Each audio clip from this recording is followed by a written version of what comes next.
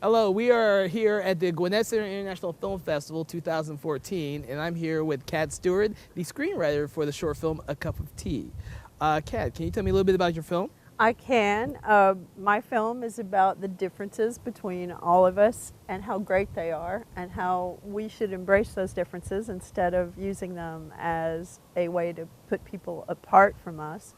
Also, it's got to do with heartbreak and how we're quick to ignore our true feelings in favor of taking that brave stance and being the kind of go-getter that people tell us we should be today instead of enjoying one another and trusting one another and having a relationship. Okay, so just give me a little bit of information about, because you were the screenwriter of the film, were you on set all the time or at all? No, I wasn't on set at all, and I co-wrote that with my lovely friend Lucy here, and it was based on a short story I wrote a very long time ago. I didn't get to be on set for this one. I've been on set for some other ones, but not this one. But I was one of the things that I will say about the filmmaker that really excited me was that when I saw the stills from it, it was so much the way I had envisioned it in my head that it was almost spooky, even down to the woman that he chose as the character. So I was very pleased. So with your experience with this film is actually a good one, and even though you weren't on the set. Right, right. And the bees are so excited to be a part of this film festival because they love that same, natural thing going on here. So how many film festivals have you traveled with this film? This is the first one. This is actually our world premiere.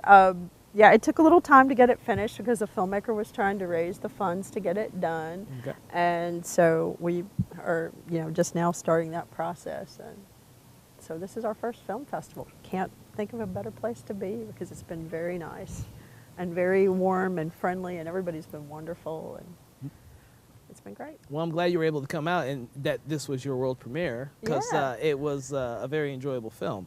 Can you give me a little bit of information about the person who directed your film? Sure. Christian Vences, he's from South America. He's a great up-and-coming young filmmaker. He's got a real burning desire to make some changes in the world and get his point of view out, and I was happy for him to choose our film as one of his starting projects. Producers on their ideas, and I do on stuff that I want to do myself, but who knows, we have another couple shorts maybe that'll make its rounds, and I'll definitely give you guys a shout out if I get one. Okay. Because we like to actually promote some of the film makers who have been here before by showing the films that they have done after. Great. So yes, by all means, send us whatever film that you have that is coming up in the future.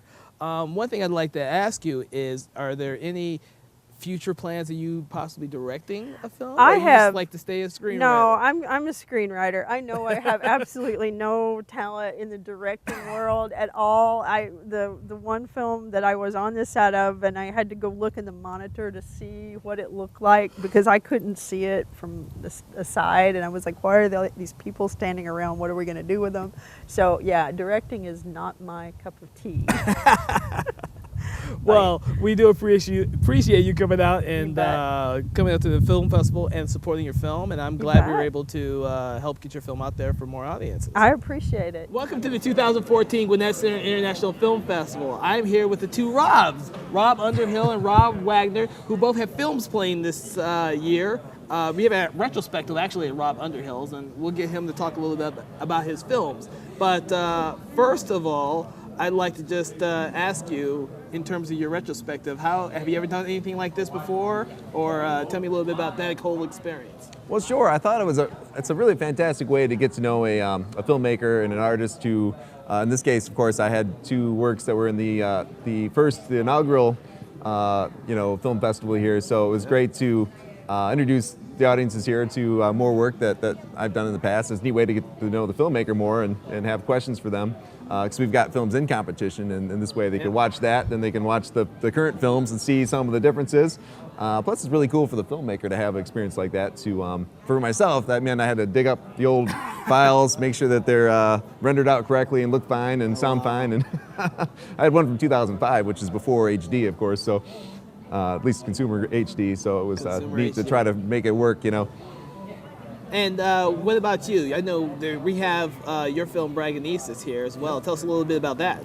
Braganices is a film all inspired by true events. It follows the life of a police officer and a gang member, and how they both get hardened by the streets, and they reach a breaking point in their life that convinces them, or not convinces them, it's basically their struggle to change after that, and how the faith of the officer who steps in kind of has a strong faith element to it that actually helps him carry out a message of love to the community. So it's actually a short film that we adapted from a feature-length script that we're going to be filming hopefully this year. Excellent, excellent. So tell me a little bit about how your process of working as a director is, especially with the many different types of films that you've done. Sure. I think that my early experiences doing play productions, then early experiences with film production would be having to do a lot, have a lot of hats on. And I've had the privilege to work on projects where you've got experts doing all the different roles now, but in the earlier cases, trying to do a quality work, you have to learn really well how to do each component. And so for myself, I had to learn how to do a lot of those things, at a quality level that's acceptable. And that was a great way for me to learn how to direct, because now I can approach all the different fields and the things I need to achieve through the movie and communicate the language to all the different players in the company. And so every time I get a story, I read it and I start imagining how I want the story to look, but then you have to translate it into like a kind of numbers, kind of like in the Matrix. It goes from being like, okay, I envision the story, but now how do I like break that into little consumable pieces for the editor and for the person doing the lights and for the person doing this and that. And so it's a neat process. In each individual film is very different in what it needs and how you want to portray things. And a lot of it comes down to production design, like what does the director of photography want to do, and what's my vision, and how can we make this the most awesome story possible. Now, one of the things that one of the reasons why we wanted to bring some of your films back this year is because last year, two of your films, Wolf Call and Darhi, were extremely popular. And I hear that you've got a couple other films that are very much like that, starring Mike Wiley, who's a very talented young actor. Tell me a little bit about some of the films that we have here today, or this weekend. Sure. Well, one of the films is Money 1955 in competition, and this is the story of the Int'l murder trial. So it's where Roy and JW from the 1955 trial are acquitted for murdering Int'l, and of course later they go on and admit they did it. But the whole idea of that film is to really showcase the actual history, so people can learn more about what happened, how the court system failed, and how the community backed the wrong people, and just trusting that this crime had not been committed by them. So it's really it's about telling history. I love socially conscious pieces. Our film Braganices, it's all about the community and about trying to improve the community and address social problems. Okay, so Rob, tell me, what is it like working with this guy here? I'll tell you what, he brings an element of peace to the set. Bringing him on and working with him, there were times there was things of chaos going on behind the scenes that, as me as also being an actor in Braganices, would have probably affected my role a lot more than the stress I probably was already under as producer. But Rob, he's able to bring an atmosphere to the situation where chaos could be going on, but everything still feels like it's smooth sailing. And he just brought that element on, and afterwards I hear some of the things that was going on. I'm like, holy cow, I'm glad I did not know about that. There's some drama. and Rob's the kind of guy, he's going to get it done, no matter what happens. Whatever gets thrown in his face, he's going to get it done. He's going to do it with a smile. And if you don't like it, who cares? He's still going to smile and say, all right, we're going to keep doing it. But the thing I find is that even when things get crazy, somehow the project ends up looking, feeling, sounding better than I had even anticipated. So whatever happens, it's just something that needs to be mixed into the pot to make it even better, Yeah. So what are some of the type of, I have to say that you have, each time I watch a different one of your films, they're like completely different. That's true, and this goes back to your question. The characting event was completely different from Darhi, which is completely different from The Agent, which is, every one of your films is like completely different. Do you consciously pick these different projects, or does someone come to you with the Well, yeah, I Well, it is true that a lot of my pieces do. I love working on pieces that have social significance, but I also like to have a little fun on, and you can still have fun doing socially important things, of course.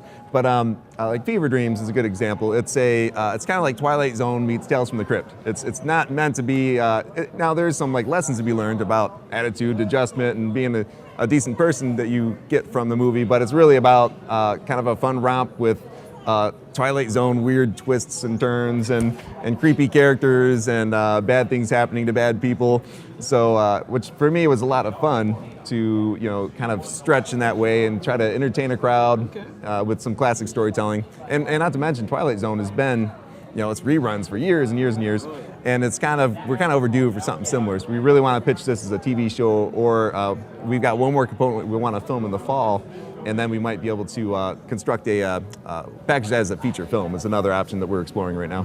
Yeah. Now now we've gotten this, now that you bring up Fever Dreams, tell us a little bit about the plot and what people can expect from seeing that film, because we screened an earlier version of that with certain. That's true. Yeah. So tell us a little bit more about that, so that our audiences can look forward to that coming. Yeah, out. and of course you can find it on Facebook, Fever Dreams series.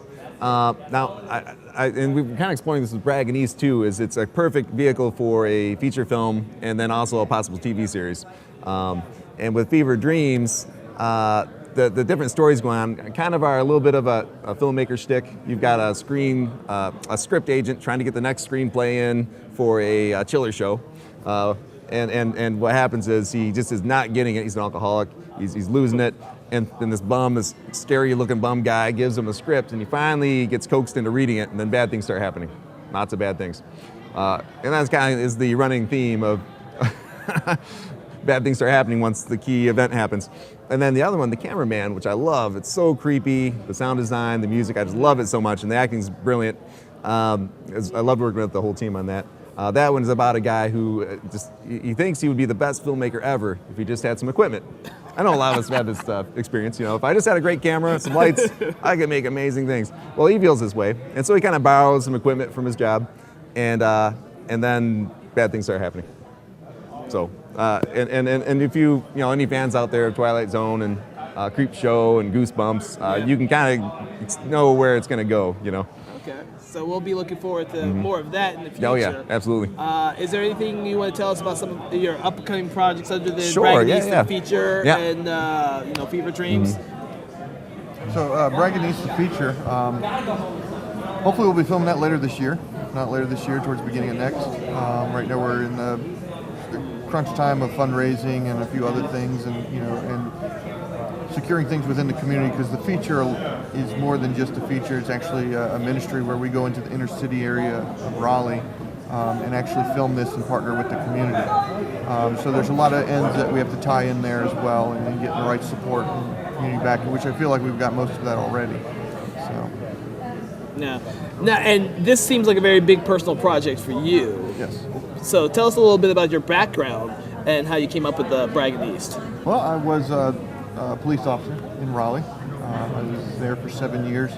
And the storyline follows this breaking point in that officer's life. Well, it mirrors a lot of what happened to me as a cop, of where I had gotten hardened by the streets, and a tragic event happened where a dying child was placed in my arms that made me look at reality and look at the reason why I first became a cop.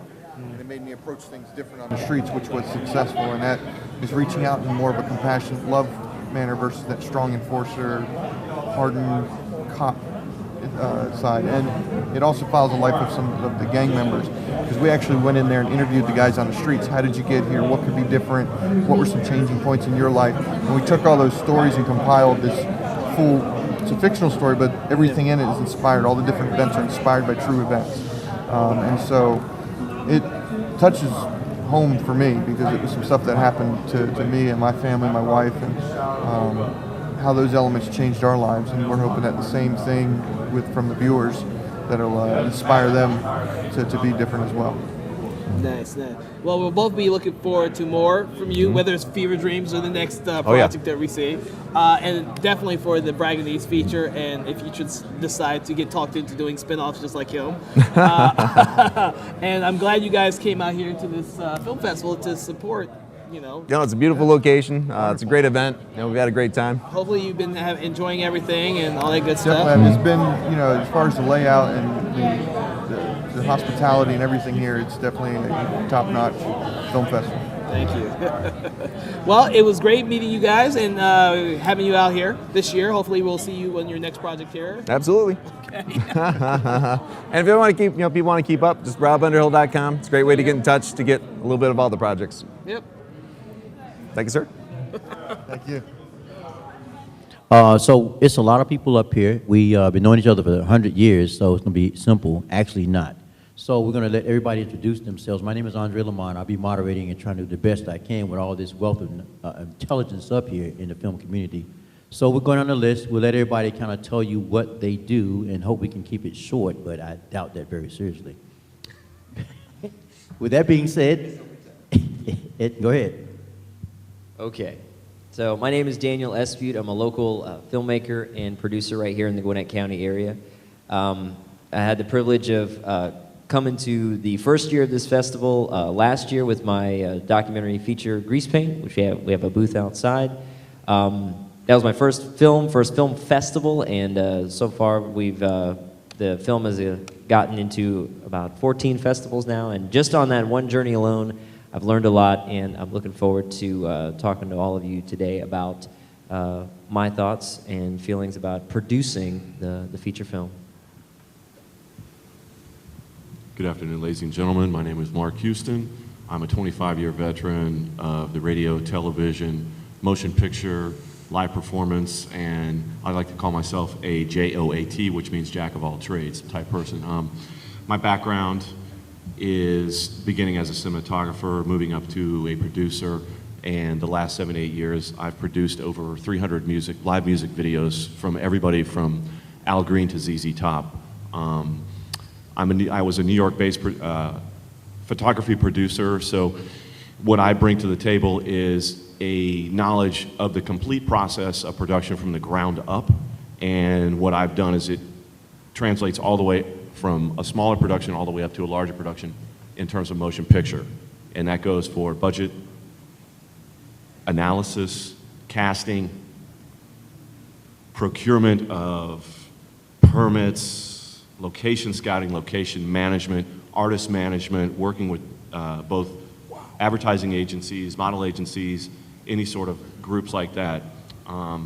Feel free to ask me any questions, and like I said, I'm really honored to be up here with this amazing group of talent. Thanks, Mark. My name is Jake Jacobson. I am the former founder of the Rome International Film Festival in Rome, Georgia. From that, I was asked to direct the Atlanta Film Festival, and the last 7 years I've been working in Italy, thank the Lord, in the Riviera of Italy, operating the Italian Riviera Film Festival. I've also been a broadcaster for 25 years for CBS and Westwood One Radio as the entertainment bureau chief, and from that, having interviewed thousands of celebrities and meeting so many filmmakers through the film festivals and having written 11 feature films, I decided it was time to go out and make my own films. I did win an Emmy in New York many years ago for a documentary, so I'm in the middle now of directing a script that I wrote. I'm also in the film as an Academy Award-winning actress and 2 Academy Award nominees who are in the film as well. It's going to be a very big film, I believe. It's based in the Old South of 1964 as the Confederacy died and racism kind of wound down to a degree. It's going to be a very big film based on a very famous short story I fought for many years to have produced. So that'll be out next Christmas. But I'm here, I guess, with this wonderful gang of people to discuss the business, how to make your own films, how to get production done, how difficult the financing is, and how rejection is really part of what this business is all about. To say you're successful means you're working 3 or 4 months a year. If you did that in any other profession, you'd be, it'll be what is it, the EOP? I was going to say EBT, I'm sorry, I'd be living on right now.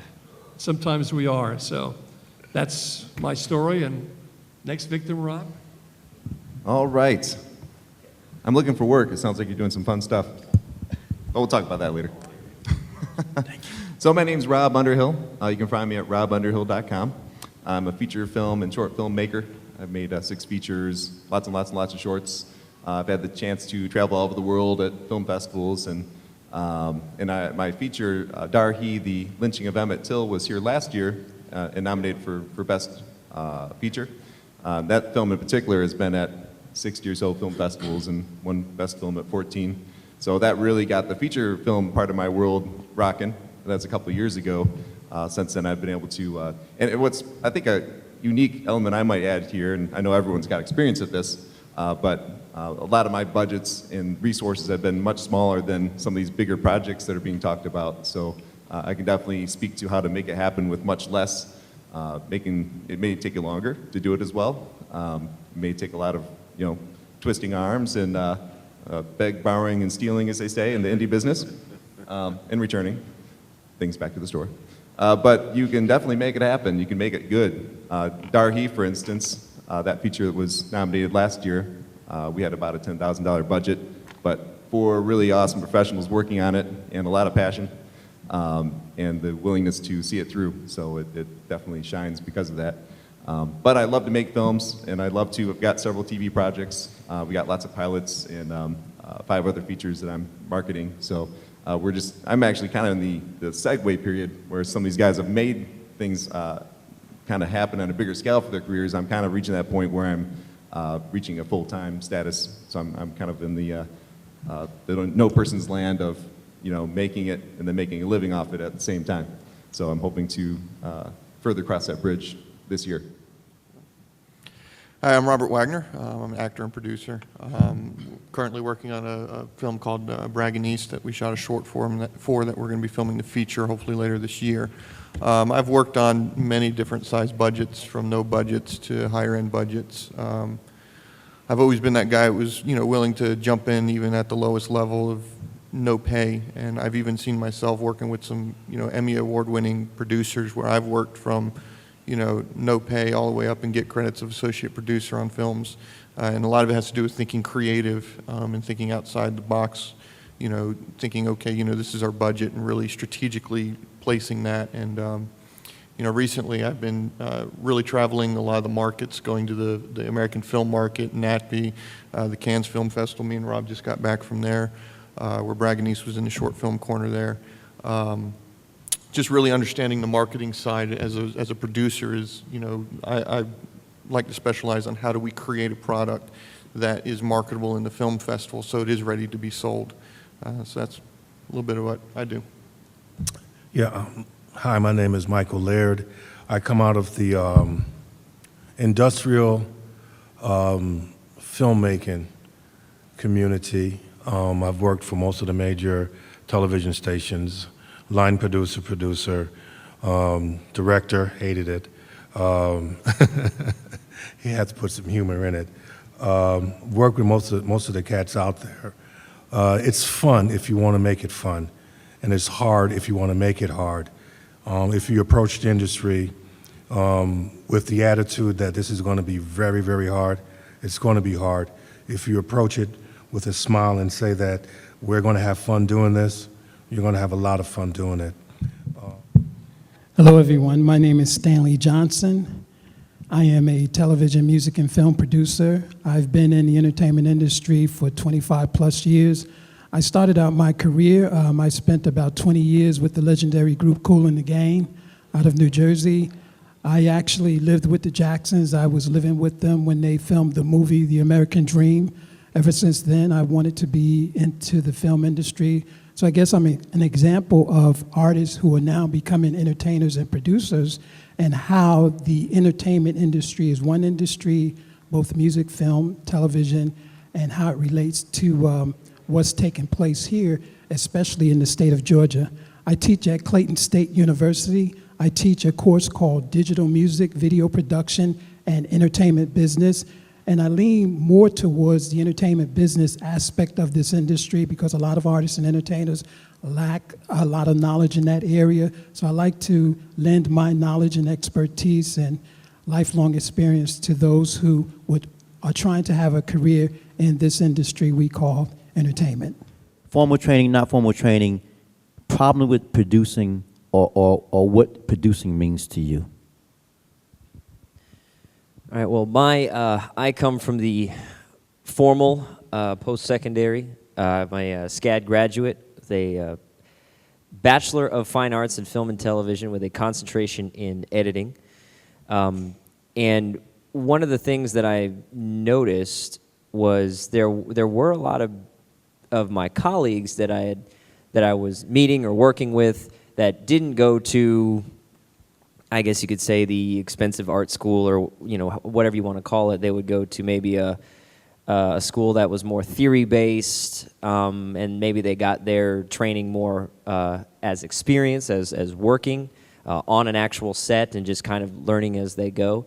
And one of the things that I felt like both got is, of course, you definitely got to learn terminology, you got to learn, etiquette on set and learning different things, no matter what role you were in, because, SCAD definitely taught me all the different roles, a little bit of each, and then you pick where you want to go. So you learn about producing, pre-production, you learn about editing, you learn about directing a documentary and learning about directing the narrative. The one thing that I would say I was not happy with was I really did not learn from SCAD, that is, the business side of things, which, of course, since this panel, that's what we're talking about. We're talking about producing, we're talking about the business side of things, treating the film or whatever project you're making as a business. And I was fortunate to have a business, not necessarily in filmmaking, but as a entertainer, and that taught me just basic business knowledge. And then I was hoping that I was going to get some kind of insight when I went to school, but didn't really get that. But at least I did get the art side of things.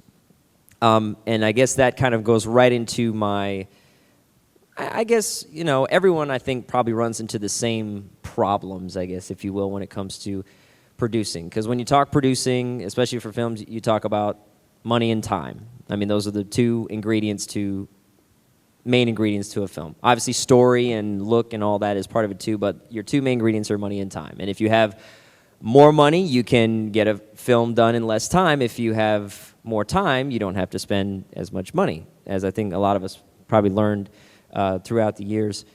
And I think that's probably my main concern whenever someone asks about producing or how to produce, is you have to really understand that this passion that we have in this art and what we're trying to create, it's a business. The real aspect of what we're trying to do is, we're not making films necessarily because we, love it and it's the way we want it. We have to make it to where you, the audience, can connect with it and you can appreciate it. And that's going to mean a lot of different things, looking at, what's been done before, what hasn't been done, and figuring out, okay, where can I appeal to the audience, but also do it through my eyes as the producer and who I hire as director, as DP, and all the other jobs that go along with it. So I think that's always my main thing that I like to make sure people understand, is that you're opening a new business every time you start a film. Thanks, Daniel. My background is a little bit different than they're all gentlemen up here. I actually have a formal education. I'm an Ohio University graduate with a Bachelor of Science, believe it or not. So I had to learn all kinds of things like, formulas for blanking for capacitance within cameras and all kinds of, stuff that I'm not so really sure it translates into, into the business. But there again, my point is that I'm kind of a jack of all trades. I've never really come and done things like Daniel where I had my own projects. I'm usually brought in more as like a hired gun, a relief pitcher, whatever type of clothes or whatever type of person you'd like to, address like that. What I would say to anybody out into the audience is get your feet wet in everything. You say you want to be a producer, that's fine. If somebody comes along and you meet somebody who's really strong in audio, latch onto them. Somebody comes on who's really strong in cinematography, latch onto them. If somebody comes along and they say, okay, well, I've done, castings for everybody. I know how to procure permits. I know all about location scouting and management. All these types of things. Don't shy away from any of it. Because what it'll do, and I thought for a long time it was to my detriment, actually it's a benefit. what you'll do is you'll pick up little things along the way, and every scrap of knowledge is always beneficial, no matter what you're doing, whether it's producing, cooking, whatever you might want to do. I'm telling you, it'll translate into your passion, because once you find out where your passion is, then the bullseye is there, and you can channel all of your knowledge and everything that you've gained into your project, whatever it might be, okay? Like I said, I've been really blessed. I started off as a television, like stringer, kind of sub-camera guy and this, that, and the other. Moved up. I had 6-8 years as a photography producer in New York City, working for Annie Leibovitz, Michael O'Neill, Feroz Zahidi, Max Viduko, the list goes on and on. So what I was able to do from that is establish production protocol. Okay, where do we start off? Budget, advertising agency, model bookers. I did castings, I did location scouting, I did location management, on-set production, and essentially a lot of times once the photographer shows up and starts firing, my job was almost over. It's almost over, whereas in the feature film, it's kind of almost the opposite. Once the DP shows up, then you're really rolling. So in other words, it translated to what I do now. And what I do now, like I said, is for the past 8 years is directing live video. And if you've ever been to Chastain Park Amphitheater, you've ever been to Verizon, Atlanta Symphony Hall, any of these types of places, I'm the guy like the Wizard of Oz. I'm back there pushing the buttons. So all the shots you see, I'm back there lining them up. So in live production, it's almost like dominoes. Is once you start off and you start knocking them down, it's all got to be set up beforehand because you don't want any of the dominoes to stop. Okay? My advice to everybody is, like I said, grab everything you can. Don't limit yourself on anything, anything. Books are great. There's tons of great web sources. I think it's called Media Press, MediaCollege.com. Excellent. Learn everything you can. Learn everything you can, okay? That's what I mean. It'll help you. You might not think it, but an opportunity might present itself 6 months, a year, 2 years down the road, and then once it's there, you don't want to be in the corner with the dunce cap on, okay? Like I said, I'm available to answer any questions afterwards. Photography is a passion of mine. Everybody thinks you need to have a big rig. I've traveled around the world with a $130 Canon PowerShot. It's never the equipment, it's the person behind the equipment, 100%. I don't care what anybody tells you. Whatever, it's the same way too, whatever medium. Whether you might be interested in music, learn GarageBand. You might be interested in photography, learn Aperture. Learn the basics of photography. Build yourself a platform from the ground up, okay? You can't build a house on, a foundation of sand, okay? Nobody's going to hire you to be a DP if you don't know the basic principles of photography, okay? It's always the glass. And I always make the joke, the first rule of photography is make the woman look good. The second rule of photography is repeat the first. Okay? Thanks very much. Nice. Oh, use this one? I'll trade off. I know everybody is here because they're interested in film. They love the magic of movies. And as most of us know here, there's no real magic. It's busting your rear end. It's so much hard work. And nobody establishes a film without thinking it's going to be a masterpiece or a great Oscar winner and all that kind of stuff. And the numbers say, of course, it never is. But learning to be a producer is something that's difficult. There's always a dichotomy, a conflict between a producer and a director, unless you're doing both, which is incredibly difficult. Producers are interested generally in one thing. That's to see your project successful so that they are successful, so that their names will be out there and they make a lot of money. They're producing, they're investing in you as a filmmaker. They're investing because they want to pay back. And when that doesn't happen, a lot of careers end quickly. The more money they invest, the less that comes back. It doesn't matter how artistically brilliant it is and how many awards it may win. It's all about the bottom line, unfortunately, in the bigger aspects. You could be the greatest cinematographer in the world or whatever element of the crew is, and if the film bombs, you're as responsible as the director is, the producer is, because you're part of that team, which is why as a director, and I'm directing now, I am the head coach, I am the guru, I'm the babysitter, I'm everything. Everybody looks to you, and you've got to carry that baton and know what the hell you're doing once you step on that set. And nothing is worse. And I see a lot of changes over the years. When I started, to make a film was almost impossible. You would have to, I remember my uncle, my first producer, who actually was a Broadway producer, got me a $75 Brownie camera. And I always wanted to be a filmmaker, so as a 7-year-old, I'm shooting, cockroaches outside the apartment and whatever it is, like vomit, dog do, whatever it was, I was making these. That was actually a character in one of my early epics. And there was corn was an extra added attraction to that. These are things you have to do over and over again in order to understand what film is. Once you establish that, you can become an artist. But you've got to know the rudiments of what it takes. I can be an architect. I can't just take some bricks and build a house. I don't know the dimensions and all that. I have to be an engineer. Same thing with a good filmmaker. I've befriended everybody from Scorsese to Tarantino today, some of the former greats, Sidney Lumet and Sidney Pollack. I met John Huston, spoke with him. And the one thing they said they can't compromise in is always learning and always listening. If you want to be a young filmmaker, visit as many sets as you can. Don't get paid, because the odds are you're not going to be getting money out of this. The odds are, we have to talk about that realistically. We all think we're geniuses, am I right? We all think we make a film that everybody's going to love. Yes? Has anybody come up with ideas? They think, this would be great. If I could just get this on film, my goodness, I'll be a smash, and I'll have these mansions, and I'll be respected and win awards. Well, just by a show of hands, how many of you have envisioned winning an Oscar? Just raise your hand, honestly. Most of you. Okay. Well, how many of us up here have? Other than Rob? No, none of us have yet. And odds are very few, and often the best pictures of the year are not the ones that win either, as you know. They're often the most popular, etc. But I just want to say producing, and especially here in Georgia, when I was running the Atlanta Film Festival, I went to the then governor, and I said, for God's sake, even states like Louisiana are beating us at our own game here.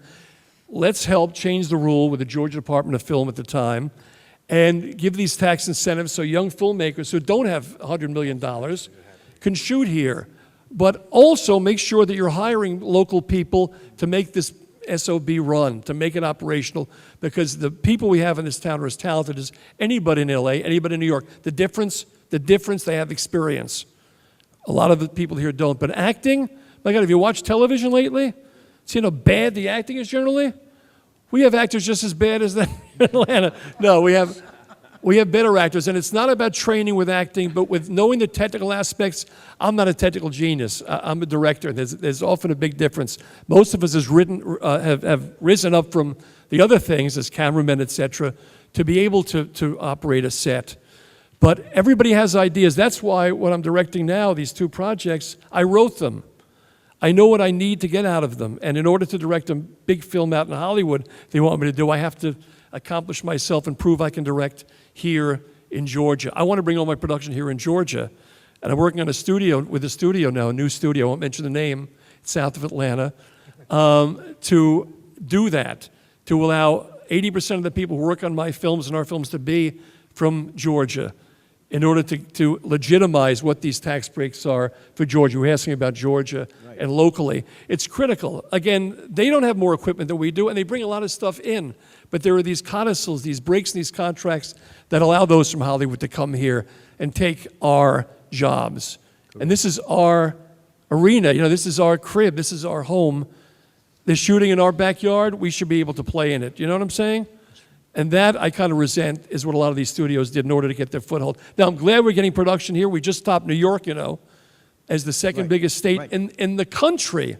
Right. How is the state benefiting from that? Well, in certain areas they are with costuming, and I know this particular studio has their own Home Depot, their own Kroger, which is great. But in order to get you involved, and let me just tell you quickly about my background. I did get degrees in film, mostly film criticism. I wanted to learn about how films are made and how they affect people and why. I've reviewed over 30,000 films in my career. I've done 800 films this year for IndieWire. You can read a lot of my reviews on there that goes around the world. And there's a lot of junk being made that makes money. There's a lot of masterpieces you will never see, which is why I love running these film festivals. So I give people like you guys a chance to get a level platform. People of color, women, who normally will not get a break in most film festivals, or certainly not in Hollywood distributions. They've got to be able to be seen to have a chance. That's all most filmmakers ask.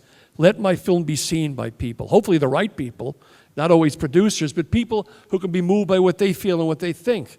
Lives are short. We all have our own dreams, and we all have our own stories to tell. Am I going on too long here? There's a lot of people here. And you should be able to tell the story, and there's no excuse you can't now. With video cameras costing $100, you kidding me? My first film cost $6,000. You know what that is when you're 19 years old? $6 billion, it's the same thing. And I had to beg people, I still owe them. But now, if you believe enough and you can want to just shoot something, get out there and do it. And even if you don't win an Oscar, you were satisfied to know that you've left something behind, because film and now video, unfortunately to a degree, it really is forever. That's the print you're leaving. So I just want to inspire you to do that. As far as producing goes, it's cheap enough to produce something for almost nothing now. We're talking about another level in Hollywood and the big guys and all that. You may rise to that. Most of the filmmakers, Spike Lee, for instance, who came to Atlanta, nobody. He had a little film called We Cut Heads. Remember that? Nobody heard of that. He wasn't even known outside of Brooklyn. So he comes down to Atlanta and says, yes, Spike, we'll give you a shot. Anybody heard of Spike Lee, for instance? A lot of filmmakers started with us, and now they're world-renowned for any festival, because you give them a chance to be seen. That's why it was more important for me to do that than be a filmmaker. But now, having seen so much crap that's out there, and knowing what good work I've written, I want people to be able to appreciate stuff other than, excuse the expression, Marvel, or these other, brain-dead films that, of course, are technically marvelous, but it doesn't engage in here. If you don't have a good story, don't waste people's time, because the precious gift we all have is time, and it's all limited with every one of our lives. So that's it. So keep fighting and keep creating. If you haven't started, it's never too late to do that. Before we get to Rob, he mentioned Spike, if I'm correct, Steven Spielberg's first award ever in film came from the Atlanta Film Festival. Don't get it twisted. We know what's going on, and we know what time it is. So the Atlanta Film Festival, they get it. So just like they saw it, it may be somebody here. So, we're here for a reason. All right, Rob? Well, I was really enjoying that, actually. I was slightly mesmerized, and I forgot what I was going to say now. No, I'm kidding. No, I love it. I really love and I just love that everyone here has got kind of different things that they focused on, so they can add so much to the conversation. I guess by show of hands, who here has made a feature film? Has anyone in this room made a feature film, even kind of a shoddy one? Have you been involved in one at all? Okay. Do you want to make a feature film? You want it? You want it? No one over here wants it. So you're just here for the show. So everything, okay. Oh, okay, there's one. Yes, but you're leaving. You don't want it that bad. Okay. So it's cool, and this is something I do recommend too, is you get exposure like this, especially being interested in making a feature film, so you can hear about what it's like on all different levels, because really a lot of life is just being comfortable around the situation, or being having some general knowledge about how it works and what's going on. Then, of course, there's the whole process of getting your hands dirty, taking any workshops you can. A lot of film festivals host really, like you're seeing here, me included, really cool guys and gals who do serious stuff in the industry, and so you're getting it from like not just some people have made a film and want to tell you a little bit about it, but guys that actually are doing it as a career and can give you great feedback. So I do recommend more of this kind of thing, just to I do encourage you to talk to folks afterwards. But the other big element is, if you really do want to make a feature film, like you were mentioning, the rule number one is you can't do it to make a bunch of money, and you also should try to do it so you don't spend a lot of money. Is also important when you're first getting started, because you shouldn't expect to make a masterpiece anyway. You should expect to make something that works, and that should be enough at first. Get something your friends and family will find is fun, something that you can enjoy with the neighbors, with the community. You can get involved with your local film festivals like this, and make something complete. Like we were saying, you can make a film with just about any camera. It shoots 1080p. You can get free editing software. You can throw up some lights, learn the basic principles, and then start adapting it from there to get the cool kind of shadowing and neat stuff you see on TV that you'd like to recreate. And the only way you're ever going to do it is by trying it out. You don't have to have a complete masterpiece feature film. You can make short films. I made lots of short films before I made a feature film. It's a lot of fun. It's rewarding. You get to see your story come alive, or you get to see your friend's story come alive. Because a big part of producing is being a friendly guy, you know? Especially when you don't have money or access to money, people need to like you. Because chances are, especially when you first start, it's not going to be a masterpiece or a big award-winning film. I mean, it doesn't mean you shouldn't try to make it good, but you're definitely selling people on them wanting to work with you. It being fun for them, an enjoyable experience, that you're all going to get a little bit better. My own experience, I come from mostly a hands-on experience. I got a degree in English from North Carolina State University, so not really film-related, except for the writing element, which is where I started with writing scripts and that sort of thing. I did play production for about 6 years as a director and producer, and then since about 2005, I've been doing mostly just independent film and, of course, a lot of commercial stuff for the bread and butter, making some money kind of jobs. So my experience was meet people and work with people who are way better than you at different things. I worked ever since 2005 when I got really started. I've been working with a top North Carolina cinematographer and producer, and I learned so much just instantly. You know, how does equipment work for real? How do you set up the lights? You know, how do you manage resources? Like you need your grips, you need your people running the lights, doing the sound.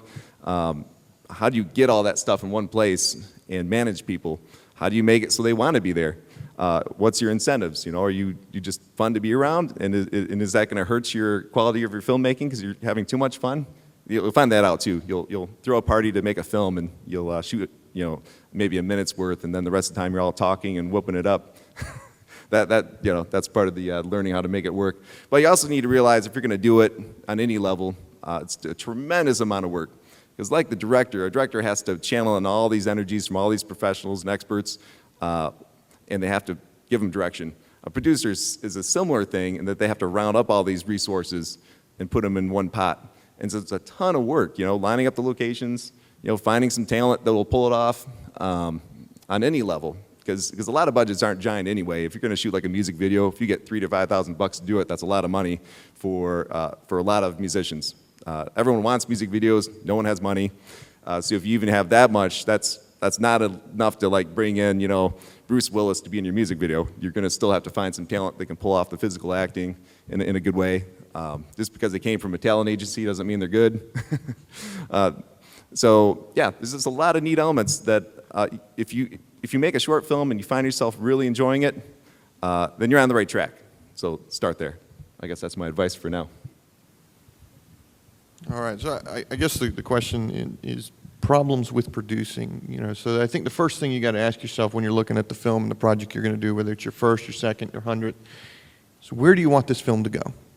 I think that needs to be one of your first questions you ask. Is this something I want to try to do and just show friends and family and just do a test feature to see if we can do this? What is it going to take and everything else? Do we want to go straight to DVD? Is this a made-for-television film? Is this something we're trying to go theatrical release? Why we're going there?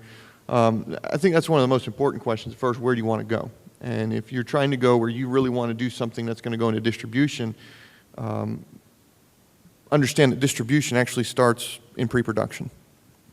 And it's all the elements that you're trying to come up with to try to get to that point where I'm filming something that's able to sell. And I've been there. I've sat in front of distribution companies, said, here's a project that I'm helping a buddy with. I came on towards the end with producing this. And they look at it and they said, if you would have done X, Y, and Z, we could have sold it. But because you didn't have X, Y, and Z in here, it's not marketable for us. So understanding your market. And probably one of the biggest advice I could say is do not get too emotionally involved. You can get so emotionally involved in a script that someone could give you some really good advice and you completely ignore it. And that advice could have been the advice that could have gotten you a project that could have sold. Understanding that, you've seen films that have been on next to no budgets that's made it, and those have had big budgets have made it. But there were elements that were involved in that made it so that it was marketable and that they were able to do it with the budget that they had. So I'd say don't get too emotionally invested. Like they all said, ramen noodles is going to be your best friend being a producer, because that's about all you're going to be able to afford personally. That or macaroni and cheese, and if it was a good week, you might be able to throw some hot dogs in that macaroni and cheese. Or an egg, yeah. Ooh, that's some good stuff. So don't get too emotionally involved, and when you are producing something, don't wear too many hats. Don't try to be, producer, director, actor, writer, everything else, because even more you're going to get emotionally involved in things. That's going to create it. So, Robert, let me ask you a question. Yeah. Tell the truth. That is a big problem you see, don't you? That's a big problem. I've had that problem, you know, and I think we get so caught up in, feel like this is the thing that's going to be our big break. This is the thing that's going to give us the fame. This is going to be the thing that's going to make us money, and I'm going to finally be able to stop eating ramen noodles and, you know, and actually be able to afford to feed my dogs. And you get so caught up in the idea that that's going to be it. So you try to wear all these hats because, one, you have no budget. So you're like, well, I'll do it. Well, I'll do it. I'll do it. And then you're filming and you're like, well, we'll just fix that in post. Or we'll just fix that in post. And those things, you know, it just... and so it becomes so much of a problem. And by the time you're done with it, you know, you're looking at it and you're like, wow, you know, everything is not as good as it could have been, you know, and keeping your focus. You know, I once heard, you know, keep your focus and keep your money on the screen. And that's where it needs to be because that's going to be your market value. And just a little bit of advice. My dad was a preacher, and he used to tell us this story all the time when I was growing up. He said, and this isn't a sermon, so none of you guys have to worry about, you know, anything like that. But he was saying that there was a guy and Jesus were in a room. And Jesus said, you do believe that you could do all things through me that I tell you could do, and you can move mountains with the mustard seed and all that stuff. And he's like, yeah. He said, well, I want you to go outside and I want you to push on that big boulder.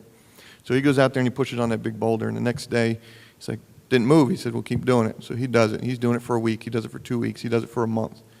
And he's getting frustrated, and he comes back. He says, I thought you said I could do whatever I want to do. And I haven't moved that thing 1 inch. And he said, look down at your legs, look down at your arms and your chest. Look at the muscles and the definition and the strength you've built over this month of actually doing that. Now you're prepared to do what I need you to do.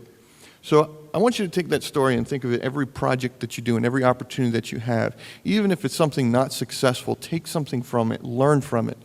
Strengthen, become strong from those items so that the next time you do something, you're prepared and that you are ready for the next battle that you might be up against, you know, or next project that's coming forward, that you're physically and mentally and emotionally ready to do something successful. And if it fails again, learn.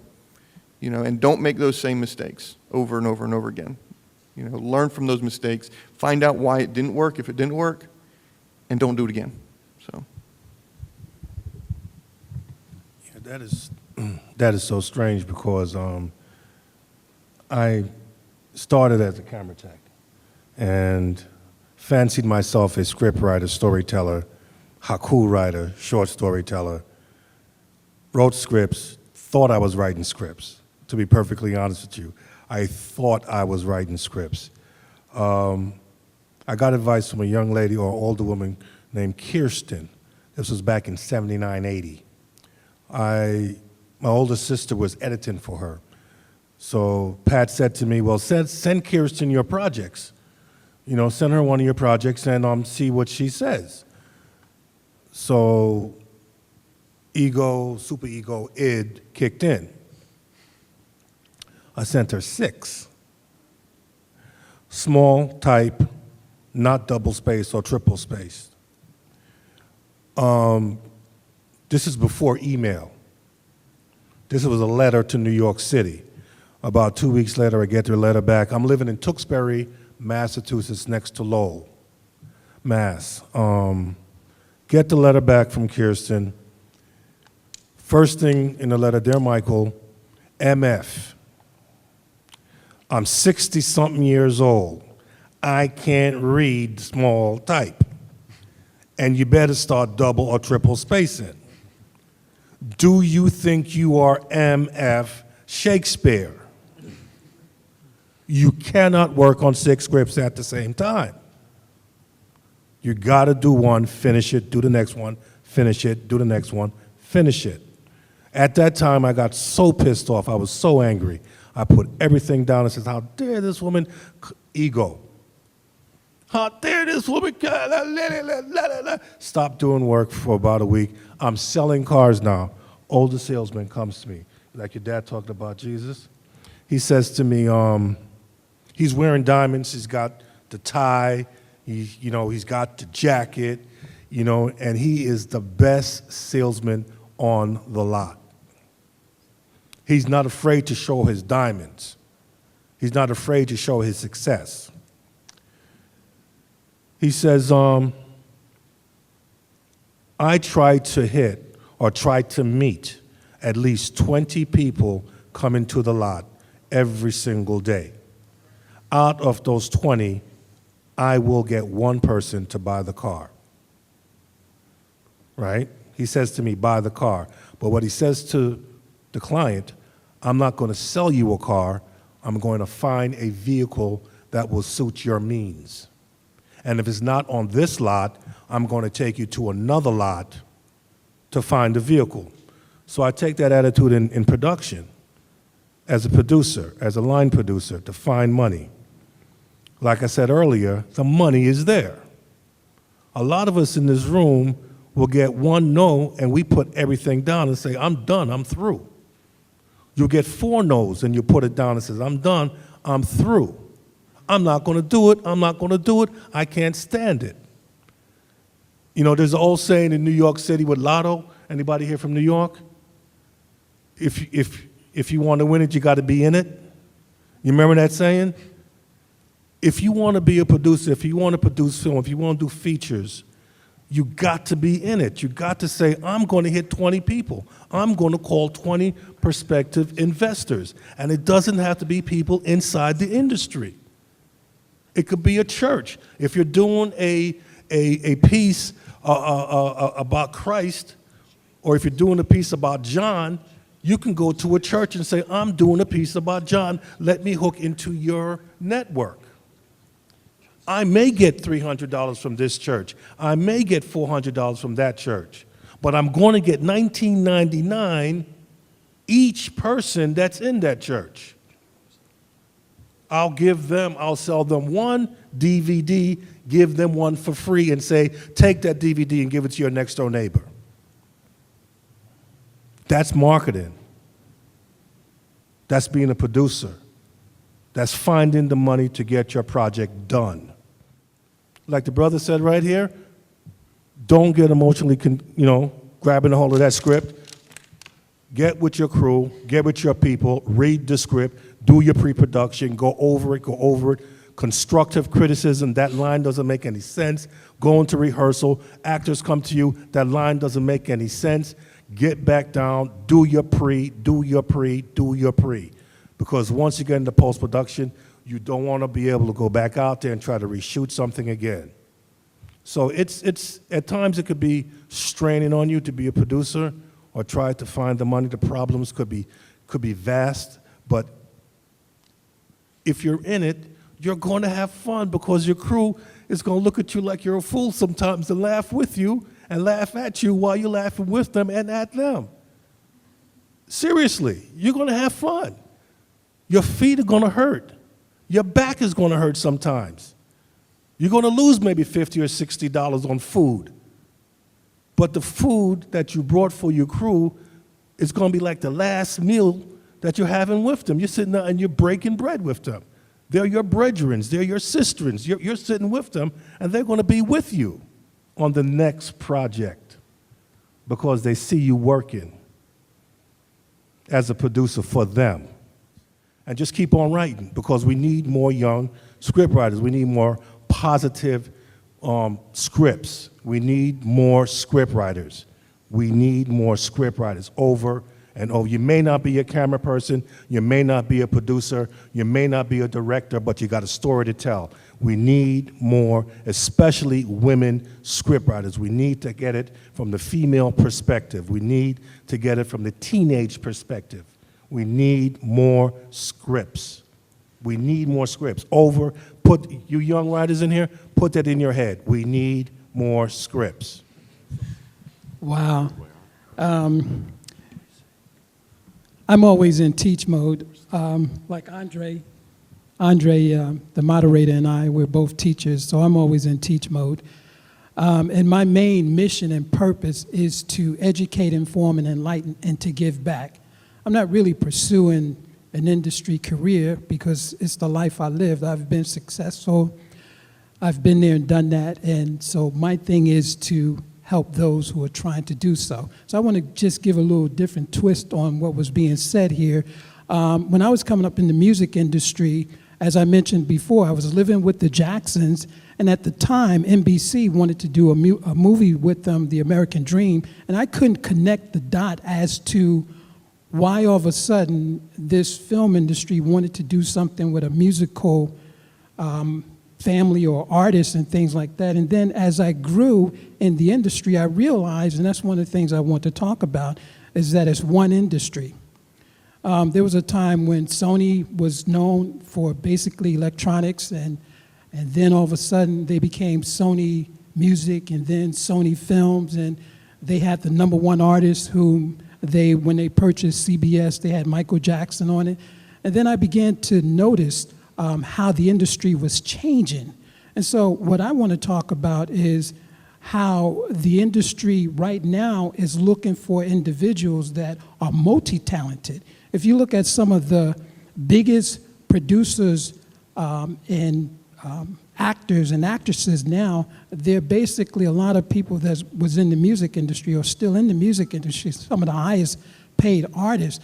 And so these industries now, when they look for an artist, a music company look for an artist, they want an artist that can act, they want an artist that can sing, an artist that can dance, an artist that can produce, an artist that can do everything. And so they created this clause called the 360 clause. So whenever you come in, no matter what you do, they can get some of it. It wasn't like that years ago. You know, if you were an artist and you had merchandise, the record company wouldn't get any part of your merchandise, or concert sales, you know. But now they get a little bit of everything. So multiplicity is the thing in the industry. So I just wanted to kind of touch on that to let people know that there is, to help you connect the dots. Because I think someone said earlier, you know, you have to do whatever you can to get in the industry. You may be an awesome producer or director, but you may have to use your music skills to score with someone on some of a film or short or something that someone else is doing just to get in the door. And once you get in position, then your talents, your dominant talents will begin to show and be recognized, and then you can start demanding and calling shots and making things happen for you as well. So I just wanted to kind of throw that in to encourage those of you, because as I meet a lot of young people and students, I meet rappers, musicians, I meet young people that edit, I meet young people that do all type of things, and they're trying to figure out, well, how do I bring it all together? And that's why I'm explaining it is one industry. You just figure out which one you're going to use to get you in the door. With the film festival, not that kind of stuff. I know you do. I mean, we're talking about somebody who's come from film festivals to now making films. Because not a lot of, I mean, in your experience, do people who run film festivals make films? Tragically, no, they don't. They mostly do not. And that's what was bugging me for all the years of running film festivals, knowing I could do it, and having to filter through other people's work, sometimes inferior, sometimes political things you had to play in order to book some of these films. But they understand film to the extent, as critics, they understand it, but not as filmmakers. And critics that I know, most of my colleagues in the business, are clueless when it comes to what touches people and what needs to be seen. Social issues are often ignored by a lot of critics, and things that are kind of esoteric and not easily. Alfred Hitchcock, the great Hitchcock, used to have a quote. He said, you know, what's the sign of a great movie? You pay for the whole seat, you only use the edge.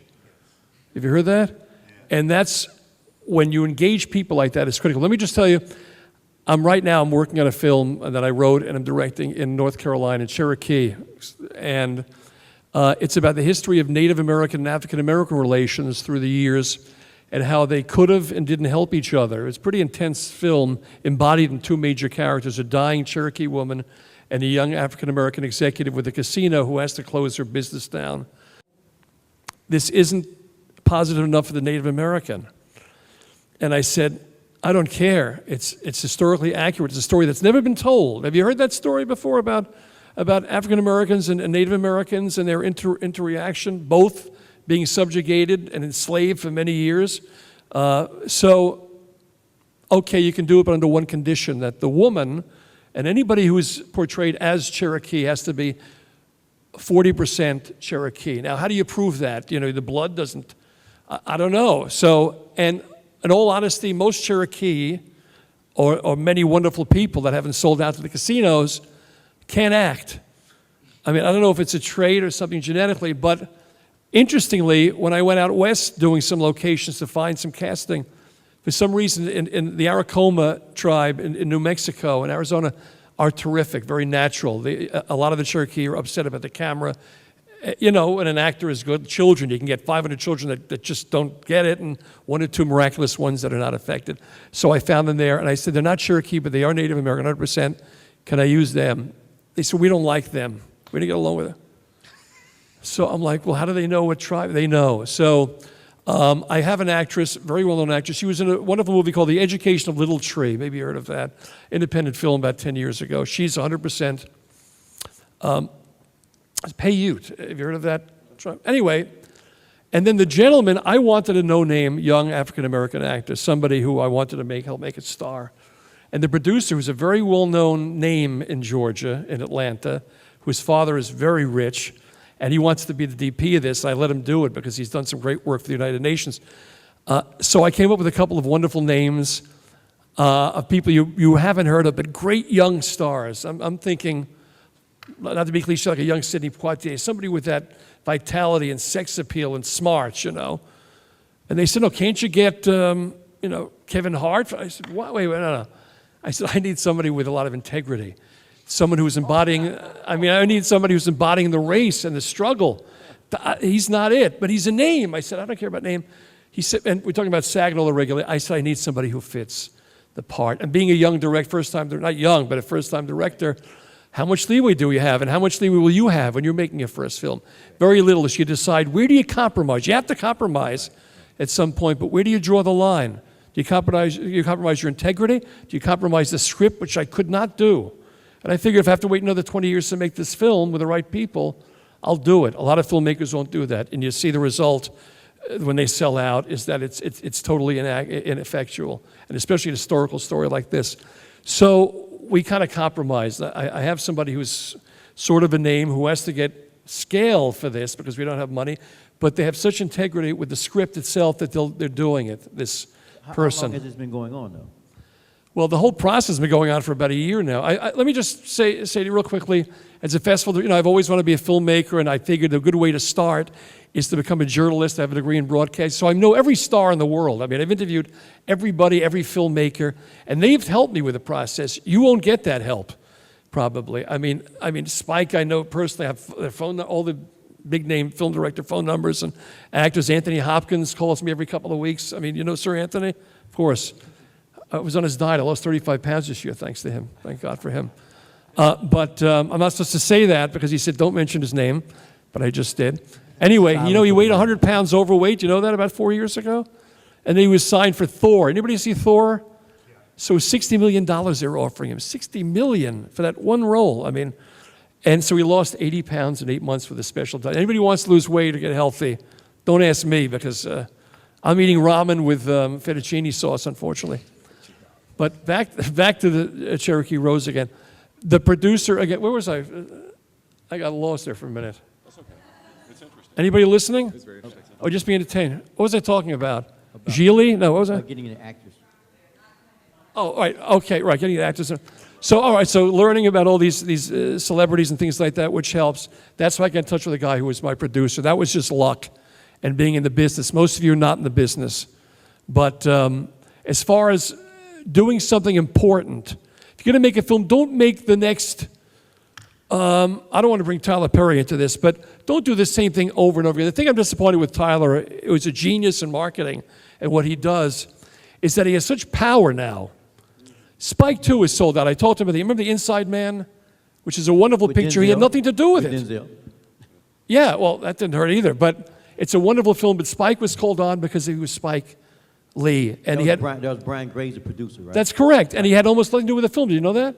His name was used because he was Spike Lee, and if you know Spike Lee's work, and I've been following it since he was a kid, basically, has none of the signatures of Spike's work. It's a very entertaining film and sharp, but when you compare that to a Jungle Fever or all these great films he did, including the big hits, it's not there. So a lot of time the big filmmakers will do stuff to keep their names out there too. Now, Miracle of St. Anna, I was on the set for that. Right. Did you see that? And Anybody see Miracle of St. Anna? They criticized him for that. they slammed it. They said he was a sold out, Uncle Right. Tom, blah, blah, blah. A beautiful historical story that was not told, as my story was, and had to do with the box office. The critics destroyed it, and I was there in Toronto. And I spoke to, I said, why did you hate this film so much? Because it's not Spike's usual thing. It's not a Spike Lee joint.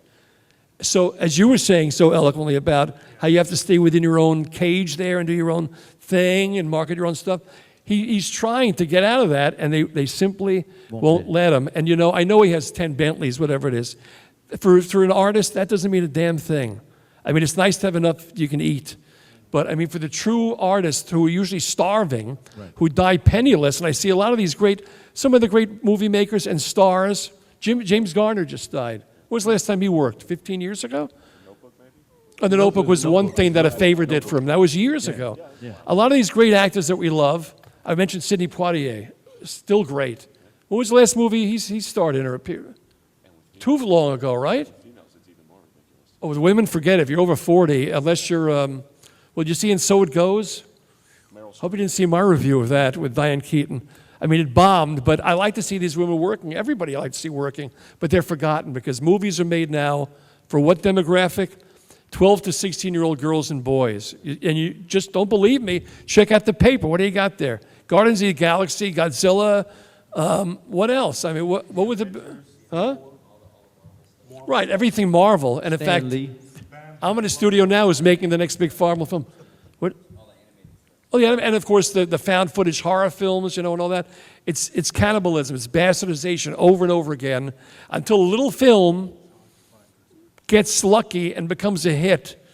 Then they start making films because all they understand out there is money, of course. So wouldn't it be nice? Aren't you pissed when you go to a movie theater, you spend $10, and you're like, what was that? You come out of there like, whoa. Right? Does that ever happen to you?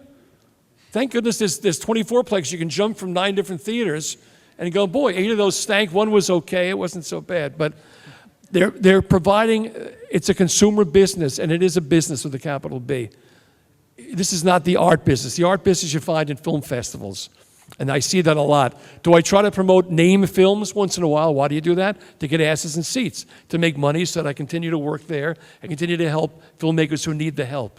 That's all, You provide the big boys were there, you kiss their butts so that the little boys and girls get to play. And that's unfortunately the way of the world. Those who don't play that game, they're finished. I mean it. And that's some of the compromise you have to do. And I hate to talk about compromise. You haven't even really begun many of your careers, but that's the way it is. And, I know a lot of us might have gone further or will go further if they do more of that. They're just willing to work.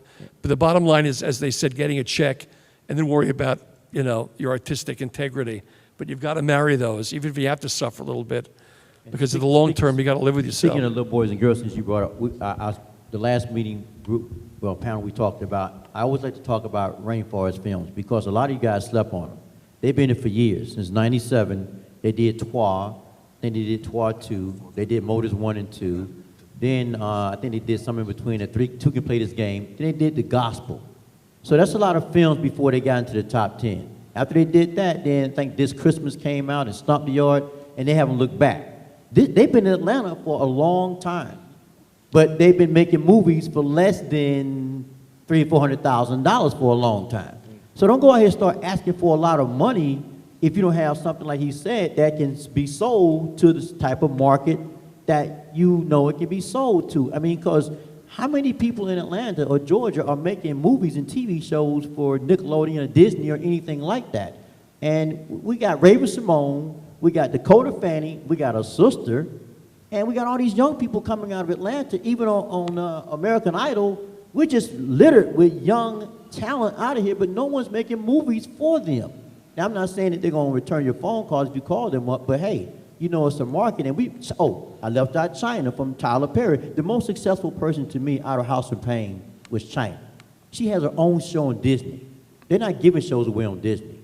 You just don't go to Disney and apply for a show and say, okay, I want to name it after myself, whatever, or Ant Farm. So I'm just saying, China is another part of Atlanta. You got Zach and Cody, what's the guy, Doc, who House of Pain came from there. So we're littered with young talent. You guys need to look at right here and stop looking so far down the road, because a lot of people on this panel got things going, and this is about collaboration. Most of these people up here, because I want to talk about the team element, but I know we got to get some questions in, but the team, too many of you are working by yourself. If you listen to everybody up here, I guarantee they'll say it started happening better when they got with a team of people. And it's hard to find a good team. I mean, seriously, it is. And so I want to talk about the team element because it's like you just can't do this by yourself. Most people have been doing this for years. You know, and Wagner was talking about, you know, listening. You guys got to learn to listen. We don't listen. And you know, and you want to wear these 15 hats, and it's just not going to work. And talk about working with divas. I mean, seriously, you know, and I'm not talking about necessarily, I'm not talking about male or female, I'm talking about just a person and dealing with people who have that mantra, because as a producer, you got to babysit them because you might need them. I mean, how many times have you had to deal with that? Tell the truth. I mean, you know, you have to not last night, but like maybe a week or so ago, you know, working with, and it's not just the artists, you know, it can be a producer, it can be a director, it can be a cinematographer, you know, it can be agents, it can be whomever. Right.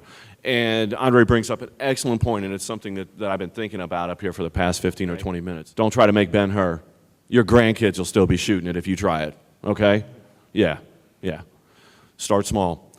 Delegate, delegate, delegate, delegate. Have all of your stuff in position before you start, because if you show up on location and your location permit is not approved, you'll look like a fool. If your models show up and they haven't signed their releases and the usage isn't correct, because nowadays it's not just TV usage, you've got internet, you've got print. It's got to be very clear. You'll get sued. You will. Trust me, I got a family full of lawyers. They don't work cheap. They don't, okay? Have all of this stuff lined up. Start small.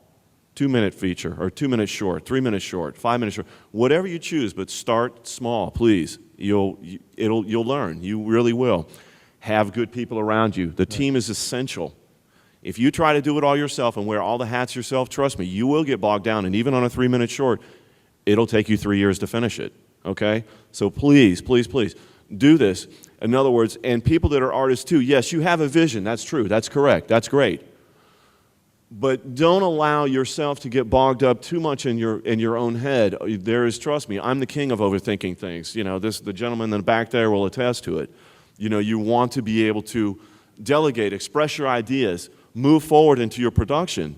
This way, what will happen is once you get forward, have all your stuff lined up as well too, all of your paperwork, okay, all of your permits, everything, okay, because you don't want to be viewed as unprofessional. You don't want to have something happen. I mean, there's something that happened here in Georgia recently with the Greg Allman bio. The train. I mean, come on, people. Someone got killed because they didn't operate under the proper channels. It's incredibly important. Trust me, I love to go out and shoot things, and there's been some really great stuff done. We'll call it, you know, urban guerrilla filmmaking. It's awesome. It is. It's my style of photography. It's what I love to do. It's my passion. But you want to have everything lined up. You want to go through the proper channels. And trust me, if you get the right people surrounded and in your project with you, it'll make the project much better. It will. I'm a collaborator. That's what I described myself when I first came in.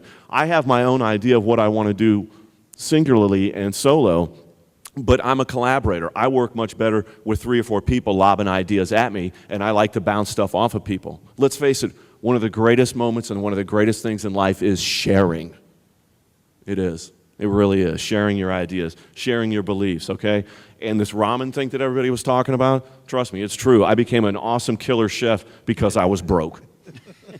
It'll happen. Dealing with divas. Never, ever, one of the worst things you can ever do in life is to react, okay? Everybody has things that are buried within their psyche, and something might happen or somebody will say something, and it'll cause you to react, okay? Always take a step back and understand that maybe this person, if they are a diva or something, you know, of that sort, they're walking with their own struggle. Okay, they have their own struggle in life, and there's something that may have triggered this, okay? So always be the bigger person, okay? Always be the bigger person, and diffuse everything, really. It'll make your project, it'll make your life, and ultimately, it'll make your art much better. Art, I don't care what anybody says, everybody has a piece of art in them. And what art, the purpose of it is to invoke emotion.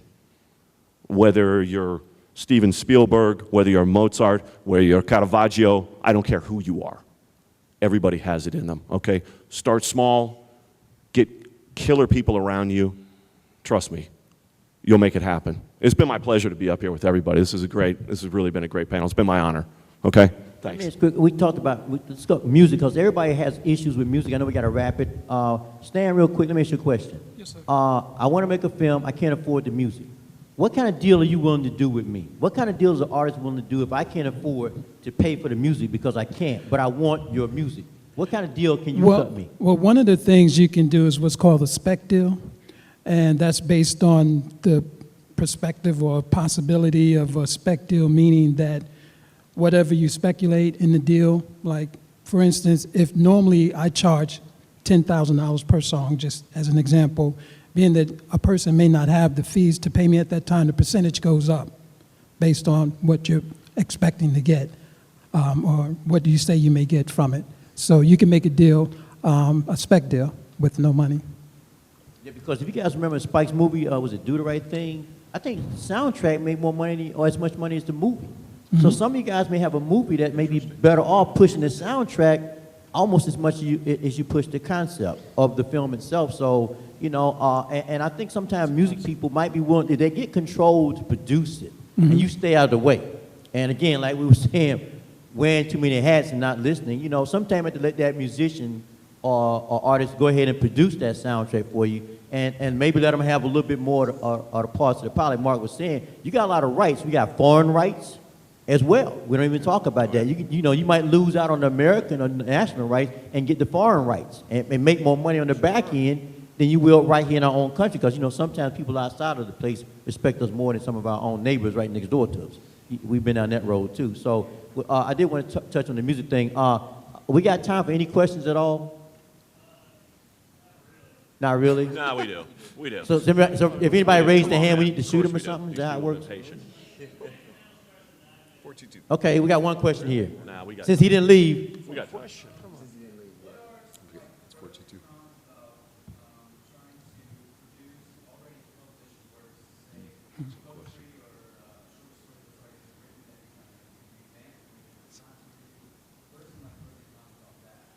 That's a good question. Doing it now.